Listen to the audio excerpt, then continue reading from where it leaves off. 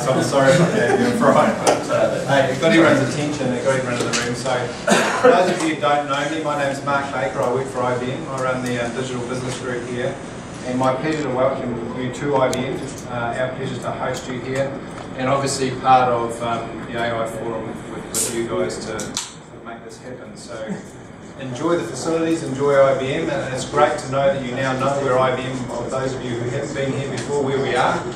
And I guess our hope of hosting this is that you look at our technology and you get used to our technology and potentially use our technology in the future. So again, welcome. I'll hand it over to Joe. Thank you. Hi everyone, great to see your smiling faces tonight. So tonight we don't have an industry highlight, so we'll have our IBM spot and then we'll jump straight into the keynote. Just a little bit of housekeeping, actually just the fire safety. In case of an emergency, literally just follow me. Hopefully I'm still alive, like at that stage of the emergency. Everything will be fine. Right, so I'm welcoming up Gab from, let me get this right, from IBM Global Technology Services. And who was here last time and heard about this Outthinking Global Disasters thing, bringing in community talent to do the stuff for that? Yeah, a few hands going up. So we're going to hear a little bit more about the nuts and bolts about that tonight, which is great. It's a great opportunity for us to get involved in some things. So please welcome up Gab. Thank you. No, I don't need it. Can you hear me? Can you hear me okay? Yep, okay. So my name is Gab Gambassi. I am a relational database specialist. I've been doing that for 30 years. I lead a team of database administrators, and we serve a number of customers here in New Zealand and in Asia Pacific. I have a particular interest for data, not necessarily related to databases, but data in general, as we all produce data. And I see data as an item of critical item between technology and society, and I have an interest in the impact on society of data. But that's my hobby. Shall we plug your laptop in there? Yep, I'll. So a few of you have already listened to my colleagues maybe last time around call for code. So a few hands I saw that you guys. So I'll talk a little bit more about it. Not too much. I'm not stealing the. Don't worry, I'm not stealing the main course. I just need to make sure that you know a little bit more, just to be teased enough. So I'll give you just some short video.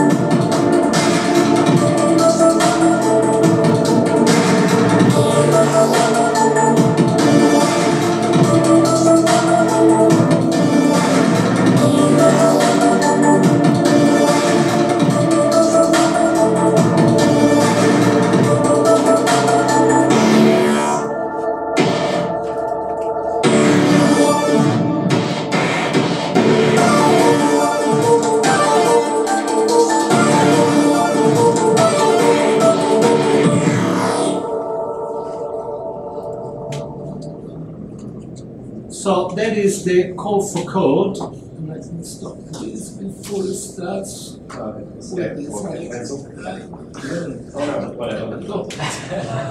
learning Agile help you get more progress. You should take online. They always come in there. So this initiative, Call for Code, it's something that IBM has been involved with by the United Nations, the Commission for the Human Rights, and by the International Red Cross. We've been contacted, not us here in New Zealand, but obviously not the big top guys in the States, to be a partner, to be a founding partner of this initiative. And this is the first year of this multi-year initiative. So the Call for Code concept is to, or the ambition is to put together 22 million developers and trying to solve real problems, and trying to address the problems that affect all of us, not only the money spinning companies, but real stuff. So IBM is an ambitious company. We like this type of challenges. We do difficult, we don't do easy. We said, yeah, great, let's do this. And at the global level, we are pushing this initiative. And one of the other partners has done research around what would be, for the first year, the challenge, what we want to try to solve. And they came out after research that natural disasters are affecting all of us at the global level. We are all equal under the disasters. We're all affected by earthquakes, floods, and with climate change, we know how important it is. So, for 2018, the first year of Call for Code, the challenge is try to address the natural disasters. So, all of you can participate in this initiative. You can participate as an individual, or businesses they can participate by encouraging their own developers to take part of it. The best ideas, the best projects, they will become global. They will be supported by IBM and by the United Nations and will be distributed to every nation in the world based on their utilities and how good they are. And the winners team that will win will receive $200,000 US, plus the ability to be part of the, to receive a lot of support from the Linux Foundation and to get exposure on the global stage as developers, obviously.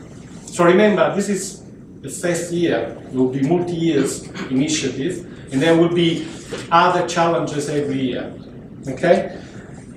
So this is the website where you can go, and it's just callforcode.org. You can find all the information there. This is the video that just you see. It's an initiative that started in May and aims to, as you now understand, to mobilize a number of developers to try to come up with great ideas. How do we do that? So if you go into the register, and I'll show you this because I'd rather do this rather than show you slides. Obviously you can register, you can get various information, but what I want to show you is start building. So we have 6 main patterns that we have already addressed through research, and you can find them over here. So it's building secure, resilient networks, using AI and bots, and understanding, analyzing, and predicting logistics, IoT, collecting from sensors, and use machine learning. For each one of these patterns, we have already some code patterns that you can reuse, as well as some blogs and tech talks through our developers' work. and when applicable, also how-tos. So you're not starting completely from scratch, if you want. And obviously, as Mark mentioned, our objective is to try to give exposure to the technology that we have, especially the IBM Cloud services that we provide through these patterns. Have you got any questions? Is there a deadline? Yes. So I think the winner will be decided on the 13th of October, and the challenge has started on the 18th of May, and it goes for, if we go back to the website, it will tell us how many days. I think it's 45 days left. So maybe tight at the moment, maybe, but if you're aware of it, next year when the next challenge will come around, you know, you're prepared, and you can start to think about teams and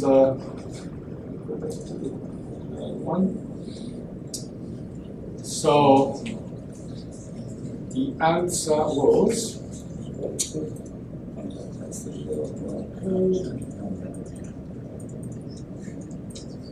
I think it's 45 days left, so it's about a month and a half. So I think it should be about September, but it should be completed.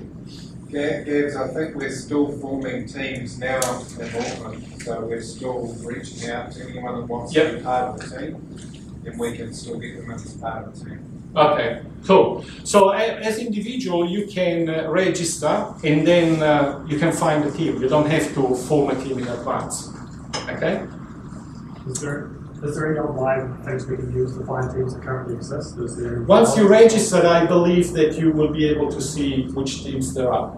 So first is the registration, and and then from there you will move on. Any other questions? Otherwise, I steal too much content. Right?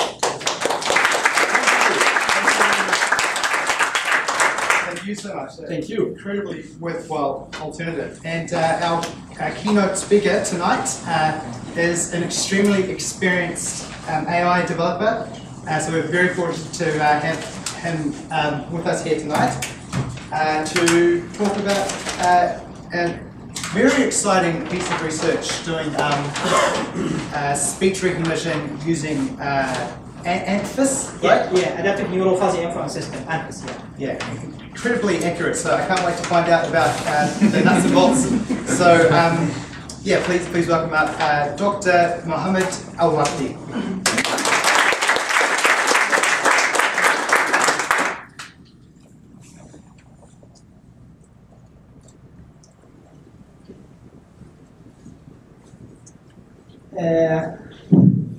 Hi everybody, I will talk today about speech recognition.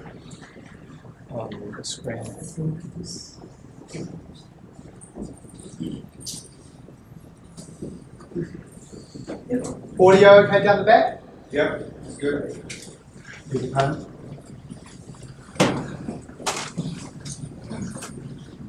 My name is Mohamed. I'm specialized in the area of machine learning, data mining, with a solid background in digital signal processing, pattern recognition, and computer vision.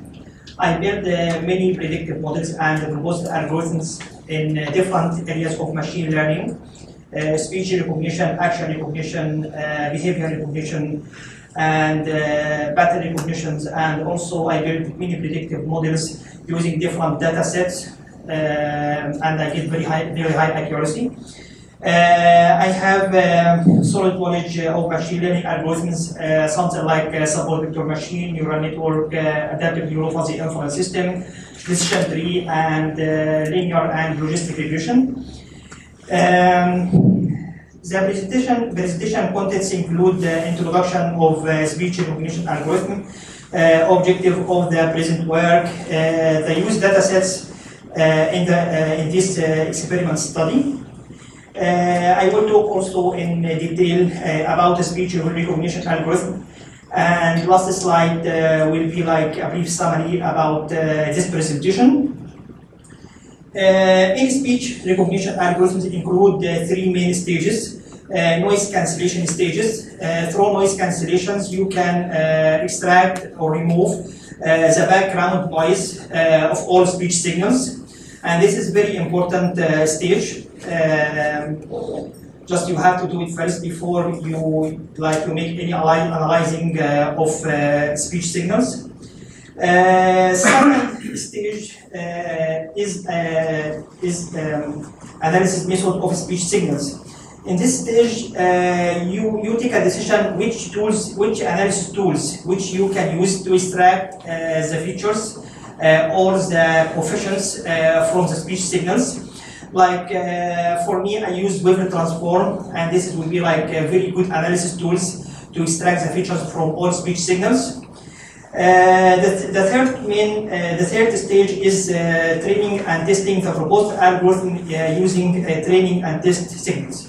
So this means after I made like training of the proposed algorithm, I give this model or this algorithm a new data, okay, to know exactly like what is the accuracy. It will be like 98%, more than 90%, there's a 90%. But in this experiment study, I got 99% to discriminate between different isolated words using adaptive neural fuzzy inference system. The efficiency of the algorithm is measured by the classification accuracy. The objective of this percent work is to discriminate between isolated words using adaptive neural fuzzy inference system. This system including fuzzy inference systems and neural network, both of them in one system. Okay. And later I will explain you like what is the advantages of this system, what is the difference between like what is between, for example, use like support vector machine or adaptive neural fuzzy inference system. In which case you can use support vector machine to get a high accuracy, and which case you can, if you use like adaptive neural fuzzy inference system, it will help you to get like really very high accuracy. Okay. The dataset used in this experiment result, including 30 English words, words are used like for training and testing the speech recognition algorithm. Words have been repeated 10 times separately. This means each word it has been recorded like on the it has been recorded like 10 times. For example, if I say like a word, for example 3, I have to record word 3 10 times. This for training. And I have to record the same word 10 times. I will use it later for testing. Okay. The number of words considered for training is 300. The number of words considered for evaluating the algorithm is 300.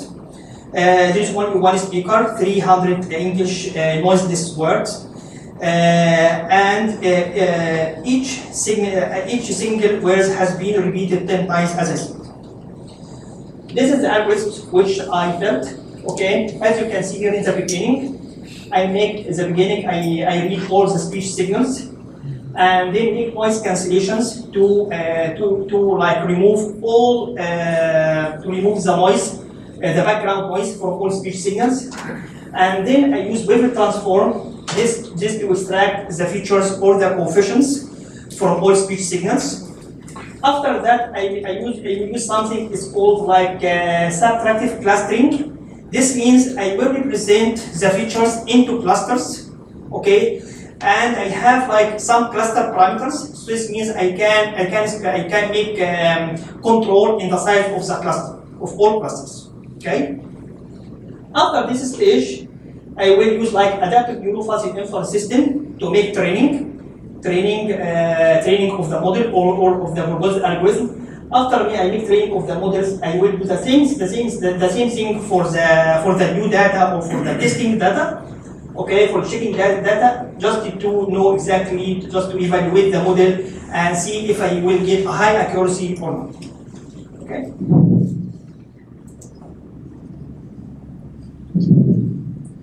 The training and testing signals are read by one speaker. The background with noise signals is added to the training and test signals. This means because this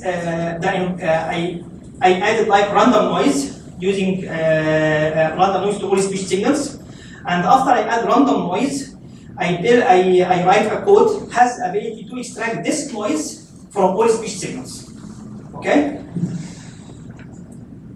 Yeah. After that, I prepared like the data into matrices as you can see here.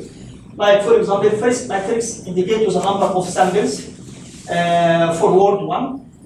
Second matrix indicates the number of samples for word 3, and third matrix indicates the number of samples of word 6. I will give some more details here in the board. I think it will be better.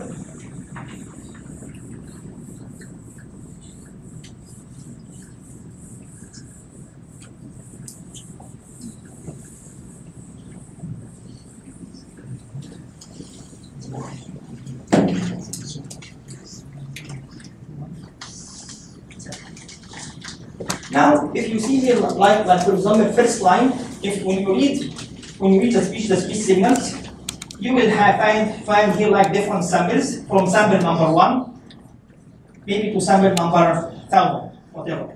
Okay, this is number of samples. Okay, this is for example for word 1.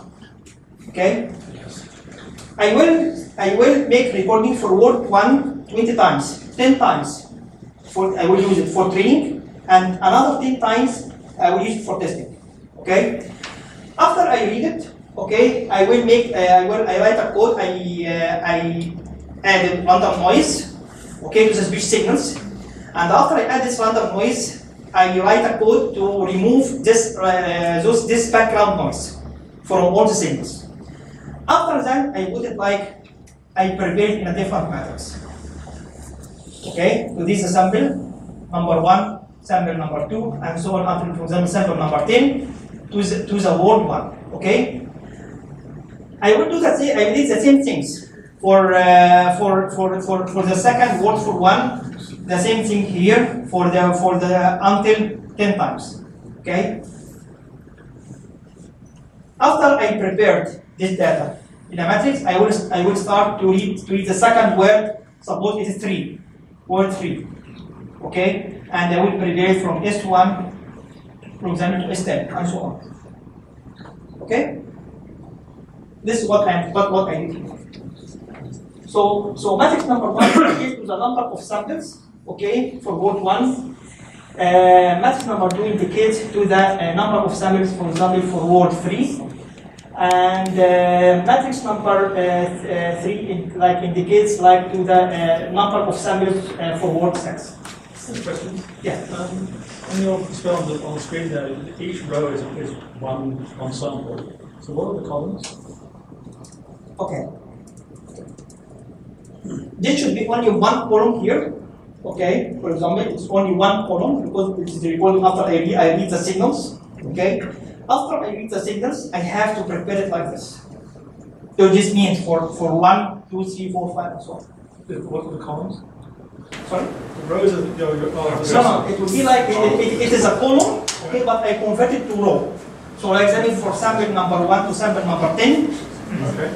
for the first speech word. Right. Okay? So I take it here, so I put it like as a one row. I convert it from one column to one row. Okay, and then so what are the rows in this transform matrix? Which one? Yes, what is 1, 2. Okay, this is another signal, another speech signals. I said I different. It's the same word, but different. Like I said, 1. But here you split it out into one matrix for each word, so it's quite confusing. So it's just a yeah. Yes. For example, here, after I will read like all the samples, like for example, this for 1, okay, I read 1 20 times, 10 for training and 10 for testing, okay. This one, for example, from 1 to 10, this one for training, okay, for word 1, okay, and will be also this including the samples of word 1, and another 10 times, okay, from 1 to 10, this for testing. Okay. So if down the the rows is the different samples. Yeah, different What is the columns? These are pictures. These are vectors. This is our column of vectors. Oh my god, guys. This is a joke. Got it. Okay. Yeah. After noise cancellations, in this case, I use a wavelet transform. I use the wavelet transform to extract the features or the coefficients from all speech signals. Okay. Wavelet transform is something is really interesting. This means, for example, if we have like this is the features. If I have one speech signals changing over time like this. Okay. For example, by using wavelet transform, by changing the scale of the wavelet, I can extract different coefficient groups from each speech signals. This means from these signals, I have different coefficients group here, different matrices. Okay, and this by using and this will give me like very good power just to know the differences between different isolated words, between 1 and 3 and 6 and so on. Okay, so the wavelet transform. Using wavelet transform, the coefficients are obtained at every scale and can obtain an awful lot of data, okay, by changing the scale of the wavelet.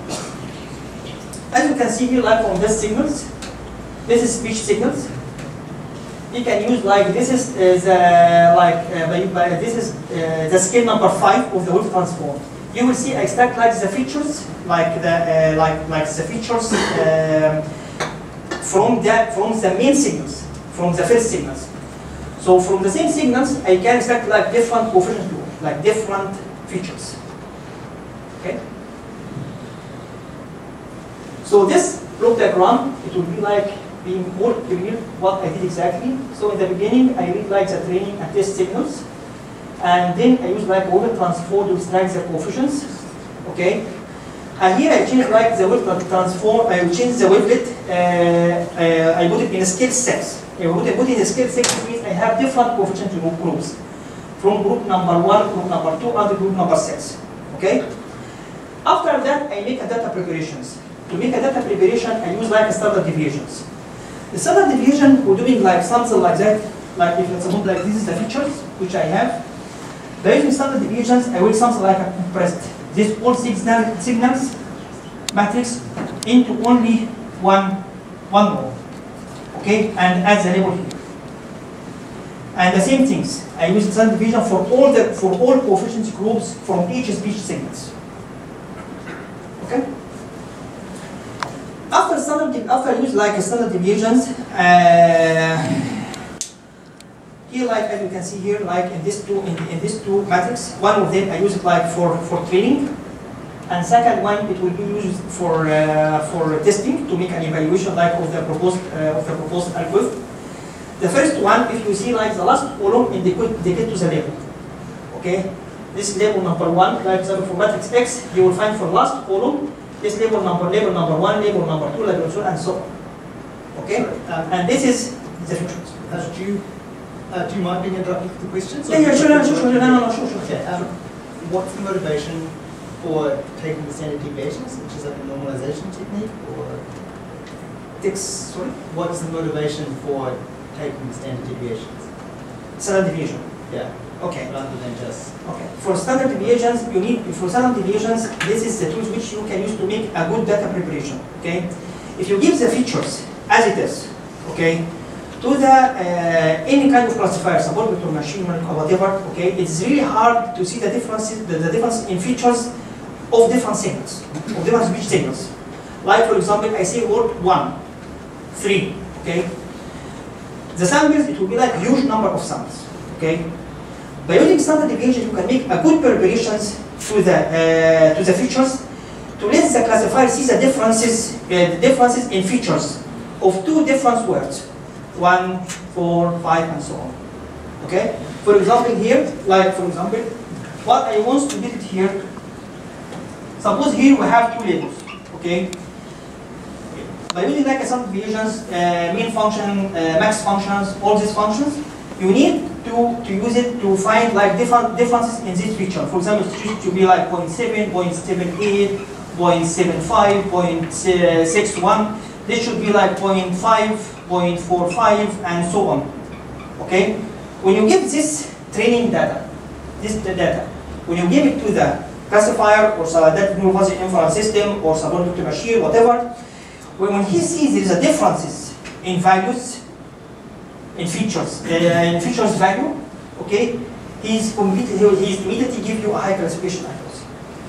So, but if I give him the classifier, the feature as it is, like 3 group if classified, maybe 1,000 row or something like this.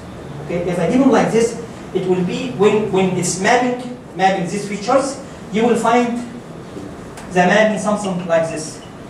Okay, he can't separate. He can't recognize different speech signals. Great question. So when these wavelet decompositions, do they decompose into effectively time series in some abstract way? Does each component of each of those vectors of that tensor correspond? Like is the nth element of each element of the tensor equivalent in some way? So are you standard deviating across each element in some sense, or each location? Okay. Is that what you're saying? Like, or is it across all of the entire vector that comes out? Okay. Okay. I'm not sure how to say I understand exactly what the questions, but I will try to give an answer. Yeah. Your question is like to use like wave transform or something like this. How can you use it like for different speech signals or something? So what type of decomposition is it? Decomposition? Yeah. Yeah. What type is it? Okay. To use a wave transform, this means you size the feature. You would transfer the signals from time domain to frequency domain. Okay, so it's like a yeah. So when you use wave transform, okay, this means you make new compositions of the segment. So you will extract the features from each segment, okay, by changing the scale of wavelet. Okay, by changing the scale of wavelet, this means you can extract different coefficient group for each speech signal. Okay, because you are changing the scale of the wavelet. This means you extract different coefficients. Okay. Yes. This means, for example, I am here, okay, I am Mohammed, but I'm wearing my shirt, my pants, my whatever, okay. This means when you are talking, describing me, you can describe me by only by my shirt, or you can describe me by shirt, my pants, and all stuff. The same thing for wave transform. Wave transform, the advanced wave transform, you will transfer, you will use it just to go from the time domain to frequency domain. So how does it differ from like a Fourier transform? Okay, that's a very good question. Okay.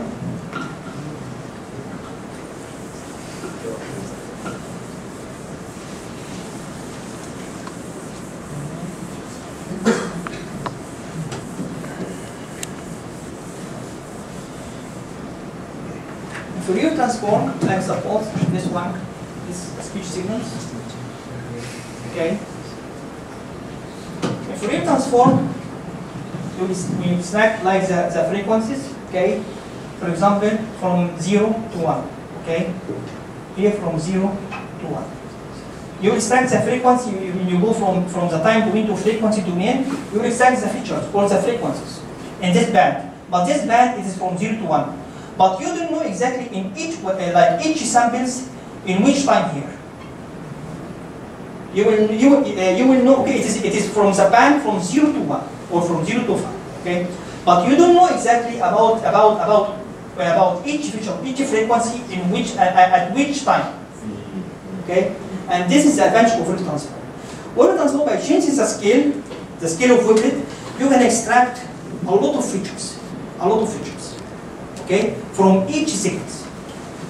Okay, and that's the difference between both of them. Sorry, I can't see the board, but it's a wavelet transform like Fourier transform, but with a particular length of the time.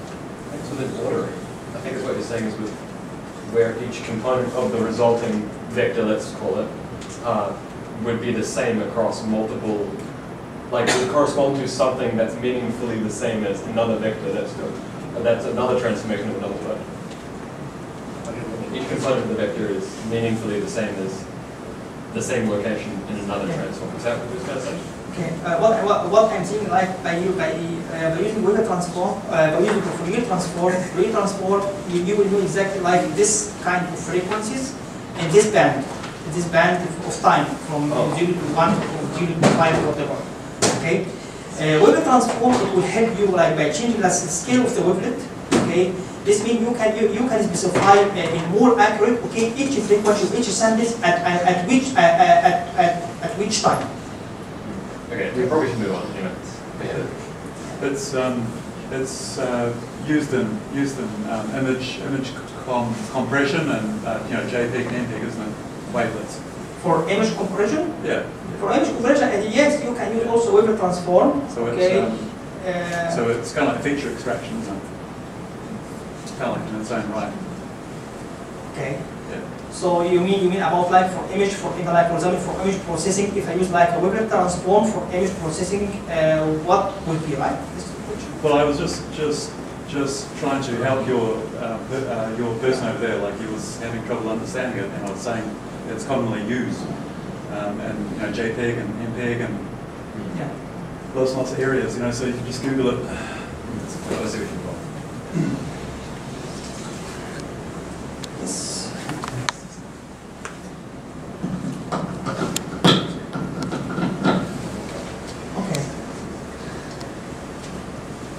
After that, we go. I went to the next step for using like subtractive clustering. By using subtractive clusterings, I can present the features into group of clusters based on clusters parameters, which are the range conformance, squash factor, accept and reject ratio.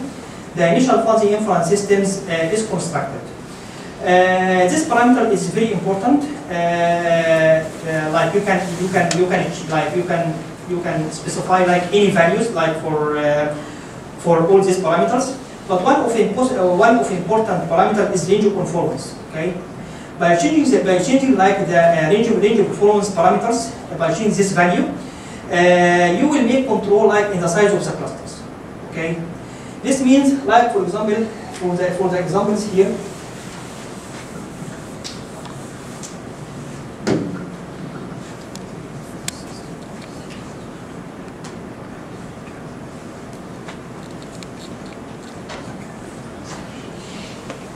Suppose we give like two labels like word 1 and 3, for example.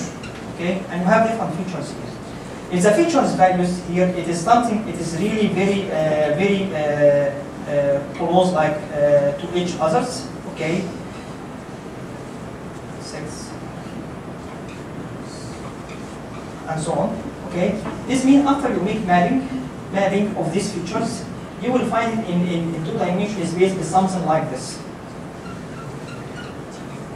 Okay, it is very close to each other. Okay, this means if you make control like in the range of conformance, you can specify like the size of clusters. You can make control of the size of the clusters. So range of conformance parameters, it will help you for something like this. If you are dealing for different samples, okay, you are dealing with different samples. With different samples has very close features. Okay, the feature is very close to each other. In this case, if you use like subtractive clustering, okay, it will help you just to make control in the size of the clusters, to make like the classifier or that new fuzzy inference system see the differences, okay, between these two different features and give you high accuracy. Okay. What's the difference between subtractive clustering and other common clustering techniques? Okay, the difference is about like if the features here, sometimes the features here after you make a good data preparations, okay, you will find there is no big differences like in these features of two different words, whatever. Okay, if you use like something like a support vector machine, it will give you high accuracy. Okay, because support vector machine it will separate like the features like for example into class 1 and class 2. Okay, but sometimes after if these features if the features values, okay, of two different speech signals, it is really very close to each other. Okay, sometimes support vector machine it will not help you. Okay, even to be like something like this, whatever, be very close to each other. Okay, he will save it into two classes if it is linear or non-linear. But sometimes it will not help you because the features very close to each other. But if you represent your features, if you represent like the features values, okay, into group of clusters and making control in the size of the clusters, this means it will help, like it will let like the classifier or adaptive neural fuzzy inference system see the different features values and give you high accuracy. Is it kind of like discretizing the continuous feature into like different clusters of categorical features? You mean about like for this clustering that we're using here? Yeah. He will put the features into groups of clusters of clustering, and this will be like something like I can make control to choose or to select the feature value. For example, I can put like the range of performance 0.5 or 0.3 or 0.4, whatever. Okay. By changing the range of performance, this means I change the radius of the clusters. Okay. This means I make control in the size of the clusters. Okay. So I can make the clusters is big or small based on the difference in features values between two clusters. If there is a big differences in features value, this means it will be, I can put like range of performance, for example, 0.5 or 0.6, and it will give me high accuracy. Okay, but what if the differences like in the features value it is really very close to each other? Something like, for example, very close, like 0.8 or 0.7 and 0.6, or 0.7 and 0.65 or 68. In this case, I should be like put like the range of performance value should be like 0.08. This means that the size of that will be really very small. Okay. If I do something like this, it is easy to adaptive neural fuzzy inference system to see the differences. When he sees the differences between the features value, immediately he will give you very high accuracy. Does it mean you have to kind of manually find values that correspond to the features? So like you have to find that hyperparameter that controls the radius of the cluster in order to make the system. Yeah, exactly. Because it's like after you make a data preparation, you have already a matrix in front of you. If you go through if you go by your eyes and see the features values, you can know exactly what is the best parameters value you can select to get a high accuracy. So did you do like a grid search until you found the right K that you were expecting, or what? Yeah, I spent one time like for data preparation, exactly for using standard deviation or something like this to be like long time because I have to keep working until I see like difference like real difference in the features values. Yeah.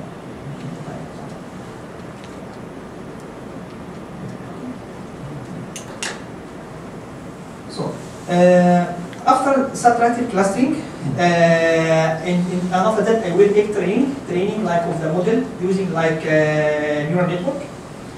And after the model is trained by using neural network, I give like the models after I give the model like a new data. After I did like the same steps, after make noise cancellations and using neural transform and then make data preparations. And after that, I will give this new data to the model or to the robot algorithm to see what is the classification accuracy. Okay. So the task of feature extractions and classifications were performed using Google Transform, subtractive clustering, and the adaptive neural fuzzy inference system. The Google Transform has been proven to be effective tools, effective analysis tools, because by using Google Transform, I can extract different coefficients group from each signals. Okay, and this will help me to make a very good analysis of the speech signals, of each speech signals. Adaptive neural fuzzy inference systems prove its ability to discriminate between different isolated words, and the classification accuracy which I get is 99%. How does it perform when you have a different person speak the words, so like kind of a slightly different input kind of signature for the words? How would it perform in that case? like your question about like if many guys like make Yeah. Different, you know, for example, different accents or different genders or Okay. This is why I use like two important things. First things, I use a Weber transform to extract the features from every guy, like for example me and you. Okay. I see, for example, word 3, and you see the same word. Okay. By using Weber transform, it will help me to extract like all features or more features from each speech segment. Okay. After extract, for example, the features the features from what I am seeing or what you are seeing, in this case I have to make a data preparation. By making data preparations using something like any statistical functions, something like a standard deviation, something like mean function, max function, all these functions, okay, it will help me just to find these few differences, okay, between what I am seeing and what you are seeing, okay.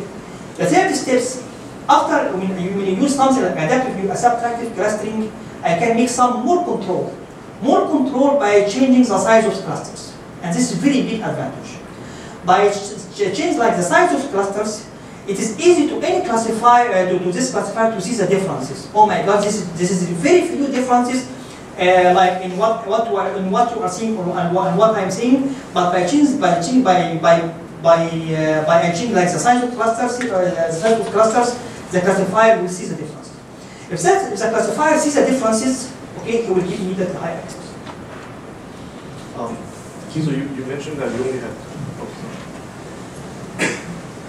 So you mentioned that you had 30 words that were training. So the classifier is classifying into 30 different words, right? Yeah. Are those words very close sounding, or are they actually quite far different sounding? For example, about one speaker or like the 30 words. So for example, are there words like pound and sound in there that are very close, you know, like difficult for the preparation to separate? Yeah, exactly. Exactly. That's what I'm saying. Like what I said, like it is different. For example, to see, for example, if there is not big difference like in the words which I'm using. Okay, like for example, say hi or hello. Okay. But that's very different sounding. Yeah, like something like it's similar. It's very similar words. Okay. Take two words like she and she. Both on a high frequency sibilant at the beginning, and then with a very similar vowel sound at the end. Will that classifier be able to distinguish those two easily? Yeah. So that 99% is over. Because of two reasons. First, because I make that very good data preparation. This first. Second, I use like Weber transform just to extract like a lot of features from each speech signals. Third, because I use like this kind of classifier to make some more control, okay, some very good representation of the data, of the features. So because it's like it is similar words, okay, for this classifier it has the ability to find the differences like in words. And you've done all your experiments with single words, separated speech. Have you got any feeling for how to work with continuous speech? For continuous speech, I didn't work like in this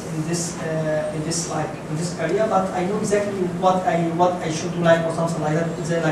All of the different I need just to make segmentations. Like for example, for example, my name is Mohammed. I need just to make segmentations of these words, and after I make segmentation of these words, I will start to use like any analysis tools to extract the features or coefficients from each word, and then make something like data preparation and classification.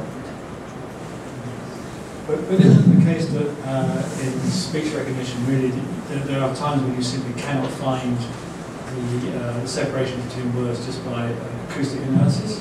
Because you take a phrase like, let's ask the waiter. That could be, let's ask the waiter at the station, or let's ask the waiter for the menu. That term waiter can't be, by acoustic analysis alone, you can't break it down. You have to actually use linguistic knowledge to work out what's being said. So there must be a limited distance you can go down that road. Okay. meaning like some more like in some like continuous, you are talking about like continuous speech? In continuous speech, it's not possible just by acoustic analysis to work out where the word boundaries are. Because sometimes you can have the same speech, like waiter and waiter in those two phrases, but actually they've got one contains a word boundary, one doesn't. The only way you can know there's a word boundary there is by using a linguistic model to work out this must be the context. Okay, but I think if like in continuous speech, like if everybody you have to see the same sentences, okay, I think it would be like by making like segmentation and good data preparations and good selection of the classifiers, it will be easy to find the differences. Like with the same sentence, okay. Like some bank system or something like that, you have to say maybe a special password, or you have to say something like a special word or special sentences. Okay, so I think like in machine learning in general, okay, to get high classification accuracy or to make very good predictive models or very good like proposal algorithm, okay, it has to know exactly have very good data sets first. Second, you need like you need to make to select a very good analysis tools to size the features. Third, you know which statistical function which you should use to make a data preparations, and what is best machine learning algorithm which you should use to get a high accuracy. Thank you. I actually have several questions. Use the mic, sorry, just I know what to yell for a whole room. Thank you. I actually have several questions. So the first one is just to double check. You said that you have 10 samples for each word for training and then another different set of 10 samples for testing. Is that correct? Okay, 10 words, like with these same words 20 times.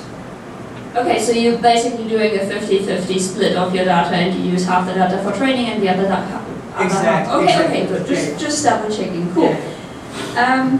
Then I'm wondering, you said that you put in some noise into the data, which you then extract back out. Yeah, exactly. Yeah. For example, like why? Yeah. That's because like I suppose like in the environment, this is really normally noise. Okay. If this data has been recorded like for example in a room here, okay, there's no noise. Okay, it will be like clear. But in real life, when you make something like when you see like for example you are talking, maybe some noise around you, some car, some whatever, some noise around you. So to make this proposed algorithm like it is to make it good, I have to add noise, to have random noise. I have to add it to all speech signals and write a code to see if this code has the ability to remove this random noise or not. Like have you tested it on real noisy data? Like, have you also recorded words that were recorded in a noisy environment to see if your algorithm actually works? I added already like a random noise, like by using like some functions, okay, and some tools. It will help me just to add any random noise like for the signals. So I use like something like called random, okay, to add random noise of the speech signals. Okay. I get that, but I'm just wondering if it wouldn't make more sense to, instead of creating random noise randomly by a randomized computer, to just record noisy samples in the first place. Like, go outside on the road and record your samples there instead of sitting in your office and adding random noise in. Okay. Anyways, it's fine. We can talk about that later. I have a couple more questions. Sorry. You're talking about a neural fuzzy system, but I'm kind of missing where you have a neural network in that and where you have your membership functions for your fuzzy system. Okay, adaptive neural fuzzy inference system, it will be like two systems like merging together, working together. Fuzzy inference system and neural network, okay? There are some tools, books, or some graphic user interface is available, like in MATLAB if you use a MATLAB or something like that. You will find just this something like graphic user interface. Okay, he will give you like options to load your training data, and load, and also to make loading for your testing data, okay, and then you will start just to make subtractive clustering, all this part, make training and all this part. Okay, so it does it all in a background in the black box. Okay. Basically, or can you like adjust the number of layers, or you adjust the membership functions, or does it find it all by itself? Okay. Like something like this. Adapt neural fuzzy inference system is something like graphic user interface. Okay, it's separate to different sections. Okay, first sections here he will ask me just to make loading of the training and testing data sets. Okay. In second section here, it will be like subtractive clustering section. Okay. And here I can make like put the parameters of the clusters. After that, this is a section for neural network. Okay. After I put these parameters, it will be like all the features like presenting into clusters. When we use neural network, in this case, I will make training of the testing data sets. After make training data sets, I will do the same. I will give a new data to the neural network. Okay, just to see like what is accuracy. I think you were asking how the algorithm works, not how the GUI works. But yeah, I've seen the GUI. So. Can you explain how like backpropagation is applied to rulability? Like, can you give me the mathematical formulation or something to that effect? So like I start off with this training set. How do I learn the mappings? I mean, I don't really understand fuzzy logic stuff. But how do you go from the backpropagation algorithm, which is a fundamental piece of neural nets, and turn that into a rule? Okay. Mathematically, not in any specific case. Okay. After like, for example, you represent like the features into different clusters here. Okay.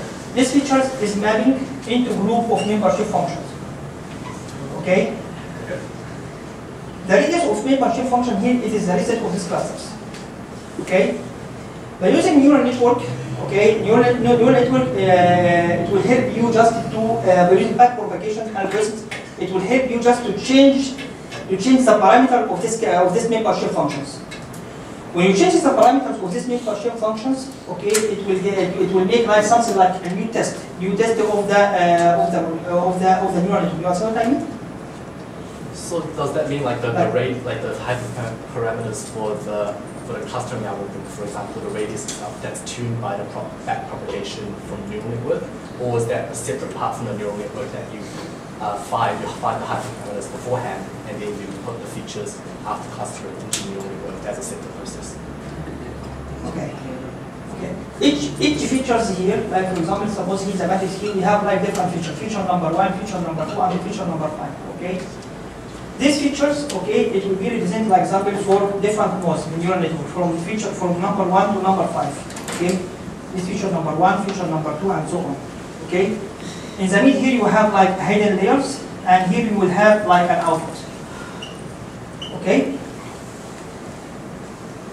These features, okay, it is mapping into group. This feature after subtractive class, it is mapping to group of membership functions. Okay. After in the beginning, the output which I have it here, it will be something like to see what's the difference between the actual outputs, okay, and this output and the desired output. Okay. If there's a difference here, the neural network will change the parameters, the parameters value of the membership functions. This means the shape of membership function, it will be changed, and the positions of the cluster, it will be changed too. And he will make by using like backpropagation function, it will be like do the same thing again. To see like the output here, like the desired output, it is the same to the actual output, or still not the same. If it is not the same, it will be changed also the parameters of membership function, and so on and so on. Until it will be like until I get like very minimum error, or very like average error will be very, very low. This means the accuracy will be very high. Does it answer the question? I Aha, thank you very much. Now I finally understand what you actually did in your system. Last question from me. The English language has 300,000 words, roughly. You are using 30 and you said it's been taking you a long time to find the optimum parameters for your system. Do you see any way of automating this? Because otherwise I don't see any way of applying this to real life situations. Okay. Like automating the parameter search. You mean like your question about like because like I use 30 words and maybe the number of English like the number of English words maybe around 30,000 or something like this. So 300,000. Yeah, sorry, 300,000. So this means if I tell this 300,000 like in this algorithm it will work well or not? This is your question? Yeah, also how long it takes to build it and to build the system. If you have 30 words and it takes you a long time to find all the optimal parameters, how long would it take you to find them for 300,000 words? I don't think I can say I will not take long time, but you know to make like propose something like this, I have to make a lot of tries, maybe 100 or 200 tries until I get a high accuracy. Okay, this gives me an experience. Okay. Like for example, if I see the differences for 3 or 4 words or 5 words or whatever, or 10 words or 30 words, whatever the number. If I see the features values, okay, the feature based on my experience, I can see, oh my gosh, there is a little bit differences between the features value between first word and second word and third word, but there is something like. So what can I do? In this case, oh my gosh, this means I can make change in the range of influence. I make it very small. 0.03 or 0.04. If I make a change, if I put this value, if I give this value to the range of performance, the clusters, which makes the clusters, so it will be like small clusters. That's what I mean? Okay. Yeah, okay. Next one. Well, my question is, okay, you told me about the number of samples, okay? Depending on the number of samples, if you have like for samples number one, like first word, second word, third word, fourth word, until maybe 30 words, okay? When I look to the features value here, in each word here, I will know exactly based on the features values. I will know what I should change, what's the clustering parameters which I should put to get a high accuracy. I told you here, like I have like in subtractive clustering. Okay, I have 4 parameters: range of conformance, squash factor, and other parameters. Okay. So if this features value, the differences in these features values, it will be like big differences. This means I will put, for example, the feature, the range of conformance, I will put a high value. Okay, because the feature after it is mapping, okay, it will be like completely separate features. Understand what I mean? Yeah.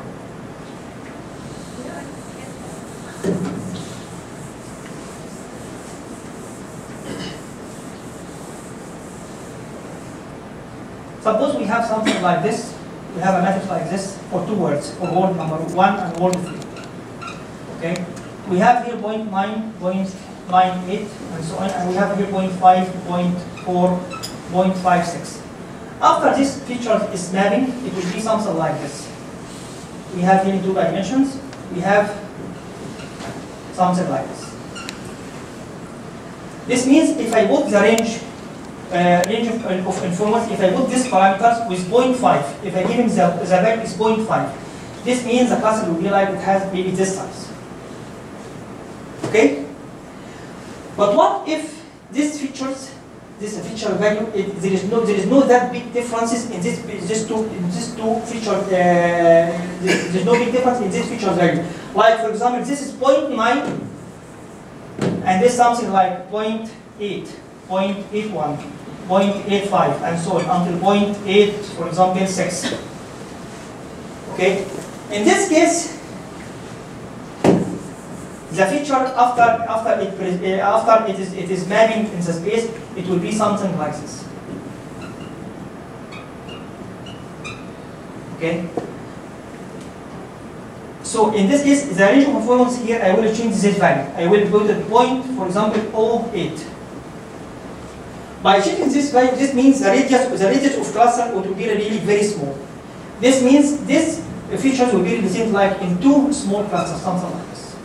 2 or more than 2 clusters. It's clear? That is totally clear. Yes, I just never mind.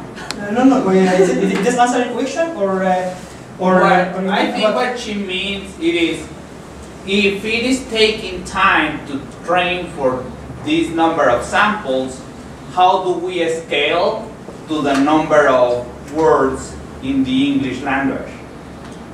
How do we scale in terms of jumping from having just 2-3 words to having how many? 300 issues or just languages as well. Yeah, it will like in this case, like if you have like a lot of work in this case, like this model, it has to be like more training, okay, and different data preparation, more data preparation, okay, based on the number of words which you have. For example, if you test like the model for 30 English words, it is not be the same if you test it for 30,000 English words, okay. In this case, you have more samples. In this case, I need to make, if this data preparation, it will be like, it will not give me the same accuracy. In this case, I have to make a better data preparation. I have to make a good data preparation. I have to use different statistical functions.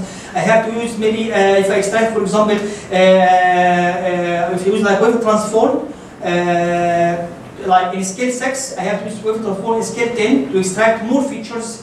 Maybe if I extract more features from each speech signals, it will be help me to get a better or high accuracy. In case you are dealing with 10,000 English words or 20,000 or 300,000, it depends. Okay. I have one question. What would you be able to give a classification in a nanosecond type thing or what?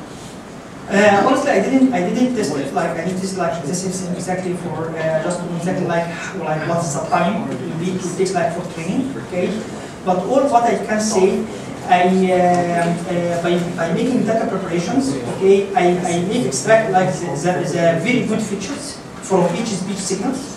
Okay. When the size of data, which you will give it to the adapt neurofacial inference system will be really few, and the data is prepared very well. This will make like neural network whatever, or neural network will not take that long time. Will not take any like very few time to give you immediately the accuracy. Understand what I mean? So because it's like standard deviation. Standard deviation, this means something like compressing. If you have, for example, like 1,000 row, okay, this means you have only 1 row. Okay, for the feature number 1. Okay, if you have like different features, so every matrix has 1,000 rows, it will be only compressed into only 1 row, and so on and so on. This means that the size of that will be really small, and also it is prepared very well. And also, it will be selected very good machine learning algorithms. In this case, it will give me high accuracy.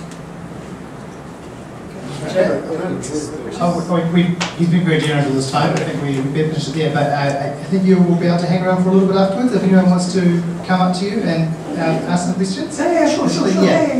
And where can we download this ANFIS system to try and play with ourselves?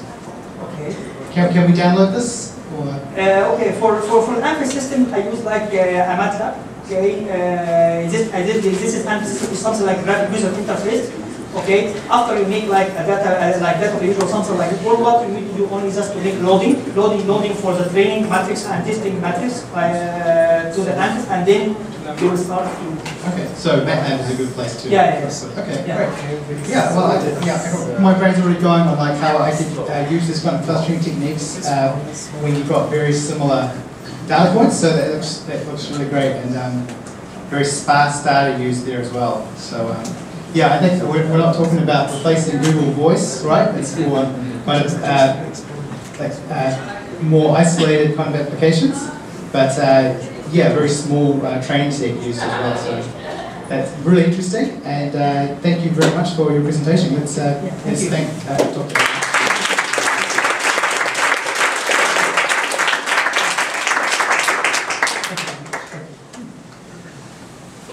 Will the slides be available? Oh yes, the slides will be available. They'll be put up on the meetup page for this event. And thank you.